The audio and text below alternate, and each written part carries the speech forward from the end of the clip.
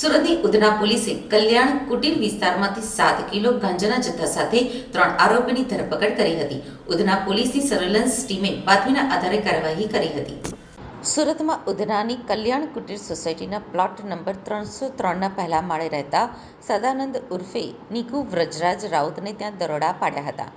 જ્યાંથી સદાનંદ ઉપરાંત હર્ષ શત્રુઘ્ન પાટીલ અને બાબુ બિધાન શેતીને ઝડપી પાડી રૂમમાંથી 7.955 કિલોગ્રામ ગાંજો, જેની કિંમત ₹79,000થી વધુની થતા અને 3 મોબાઈલ ફોન મળીને કુલ ₹95,000થી વધુનો મુદ્દામાલ કબજે લીધો હતો.